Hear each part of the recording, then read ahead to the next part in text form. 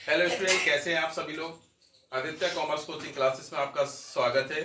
आज हम देखेंगे चैप्टर नंबर 1 क्लास 12 अकाउंट का साझेदारी की विशेषताएं।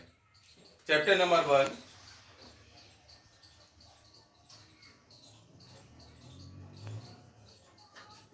साझेदारी लेखांकन।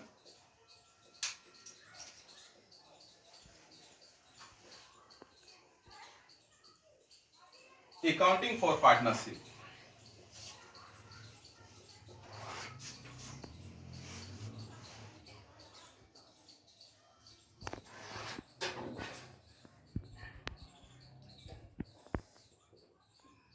इस चैप्टर का नाम है क्लास 12 अकाउंट, चैप्टर नंबर 1 साझेदारी लेखांकन। यहाँ देखेंगे क्वेश्चन साझेदारी की विशेषताएं। साझेदारी की विशेषताएं या लक्षण एक ही बात होता है।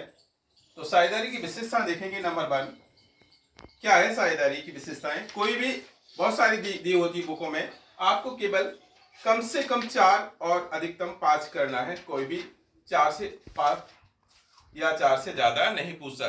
मैक्सिमम 4 से ज्यादा नहीं पूछता। यदि स्टूडेंट ज्यादा रखते हैं तो कोई दिक्कत नहीं, कम से कम 5 तो आपको रखना चाहिए, क्योंकि एक आध भूल भी जाते हैं। तो देखेंगे साझेदारों के बीच अनुबंध।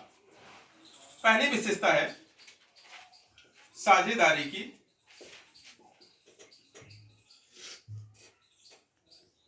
विशेषताएं या लक्षण।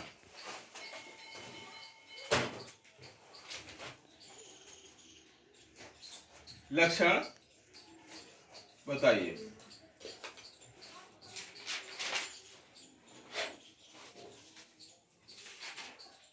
पहला क्वेश्चन। तो पहली विशेषता है नंबर 1 साझेदारों के बीच अनुबंध।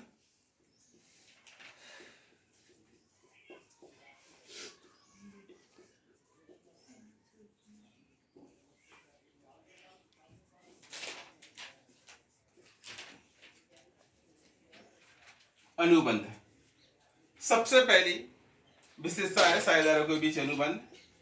ये हेडिंग है, इसके अंदर लिखेंगे साझेदारी का। मैंने बताया साझेदारी पिछली वीडियो में बताया था, साझेदारी का जन्म अनुबंध से होता है।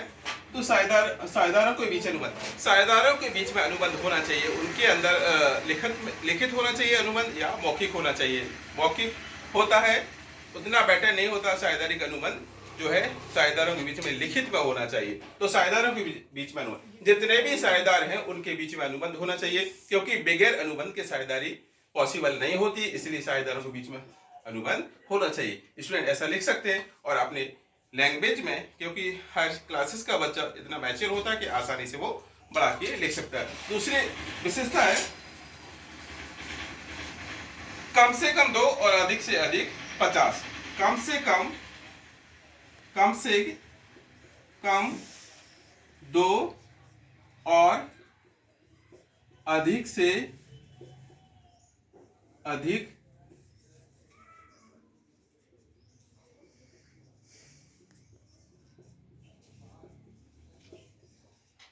50।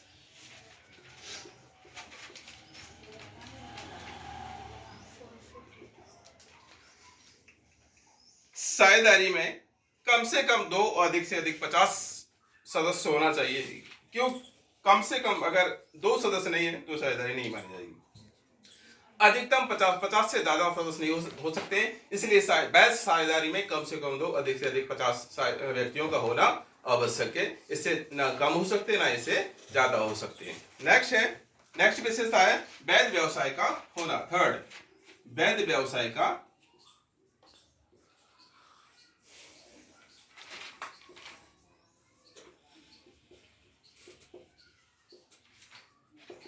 ये हेडिंग थर्ड है। थर्ड विशेषता, थर्ड लक्षण है वैध व्यवसाय का होना। वैध व्यवसाय का होना, साझेदारी में साझेदारी वैध होना चाहिए। अगर व्यवसाय वैध नहीं होगा, साझेदारी में व्यवसाय वैध नहीं होगा, तो वो साझेदारी नहीं मानी जाएगी। इसलिए साझेदारी में वैध व्यवसाय का होना जरूरी है। वैध व्यवसाय, अगर व्यवसाय लीगल नहीं है, इलीगल है, उसको साझेदारी व्यवसाय नहीं कह सकते। इसलिए साझेदारी में व्यवसाय का वैध होना जरूरी है। ऐसा लिख सकते हैं बच्चे, अपनी लैंग्वेज में लिख सकते हैं। जरूरी नहीं है, बहुत सारी बुकें होती है, राठी की होती है, शिवलाल की होती है, जीपीएस की, बहुत सारी बुकें होती हैं। बच्चे अपनी अपनी बुकों से करते हैं और बच्चे पास होते हैं। इसलिए अपनी लैंग्वेज में बच्चे लिखेंगे और याद करेंगे। जहां तक कि अपनी भाषा में याद करेंगे, अपनी लैंग्वेज में लिखेंगे। बुक की टफ लैंग्वेज होती है, अपनी इजी लैंग्वेज में बना के लिख सकते हैं। फोर्थ विशेषता है, फोर्थ लक्षण है, व्यवसाय का उद्देश्य लाभ कमाना और बांटना। व्यवसाय का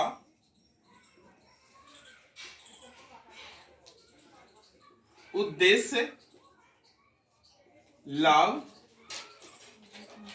कमाना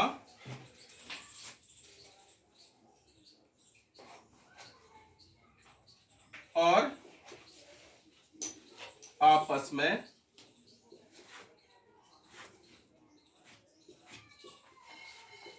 बांटना।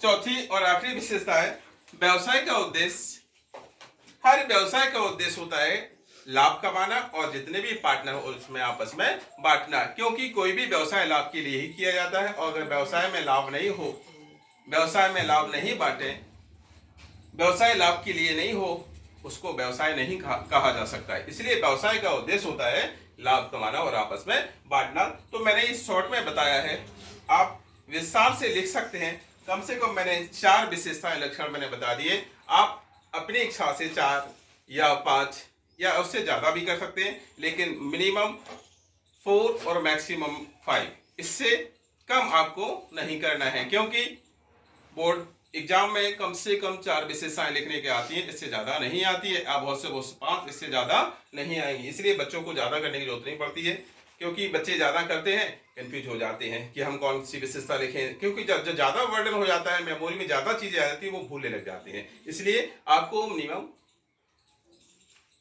या मैक्सिमम आपको 5 विशेषताएं, 4 विशेषताएं करना है, इससे ज्यादा नहीं करना है।